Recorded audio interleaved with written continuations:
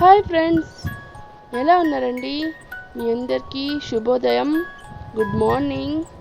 ఈరోజు మిగిలిన ఇడ్లీ పిండితో గుంత పొంగనాలు చేసి చూపిస్తానండి. చూడండి ఎంత బాగున్నాయో, స్పాంజీగా. ఇలా తుంచితే అలా నోట్లో వేసుకొని మింగేస్తామండి. అంత బాగుంటుంది గుంత పొంగనాలు, అది కూడా ఇడ్లీ పిండితో అండి.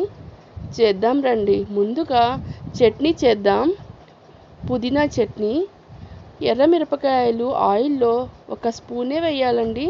వేసి బాగా ఫ్రై చేయాలి పుదీనాని. అలా ఫ్రై చేశాక అందులో జీలకర్ర వేయాలి. ఇలా ఫ్రై చేసుకోవాలండి. బాగా మంచిగా కలర్ రోస్ట్ అయ్యేంత వరకు వేయించుకోవాలి. మిక్సీ జార్లో వేయించుకున్న ఎర్రమిరపకాయలు, అలాగే పుదీనా, పచ్చి కొబ్బరి,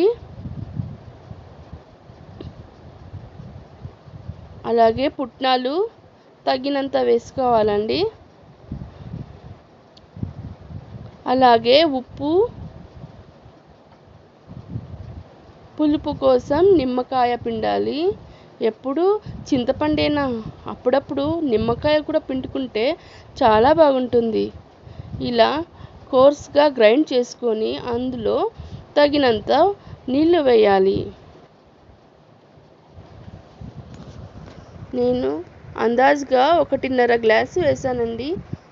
చూసి మంచి పేస్ట్ అయ్యేంత వరకు గ్రైండ్ చేసుకోవాలి.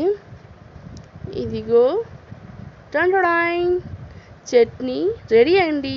గ్రీన్ చట్నీ చూశారు కదా. గ్రీన్ చట్నీ ఎలా ఉంది చెప్పండి. అలాగే ఇప్పుడు గుంత పొంగనాలు వేద్దాం. దీని రెసిపీ చెప్పలేదు కదా. ఇడ్లీ పిండిలో 1 గ్లాసు మైదా పిండి, సగం గ్లాసు బియ్యం పిండి వేసి కలుపుకోవాలండి. ఇలా చేస్తే విరగకుండా వస్తాయి, చాలా స్పాంజీగా ఉంటాయి. ఇలా చేసి చూడండి ఒకసారి. మైదా పిండి ఎక్కువ వేసుకోవాలి, బియ్యం పిండి అందులో సగం వేసుకోవాలి. ఇలా చేస్తే గుంత పొంగనాలు చాలా బాగుంటుంది. ఇంకోసారి మీకోసం ఇడ్లీ రెసిపీ కూడా చేసి చూపిస్తాను. చూడండి, చాలా బాగుంటుంది. ఇలా చేసుకున్నది ప్లేట్లో సర్వ్ చేసుకుంటే చాలా బాగుంటుంది. చూడండి, గ్రీన్ చట్నీతో గుంత పొంగనాలు రెడీ. ఇలా చూడండి, చాలా బాగుంది కదా.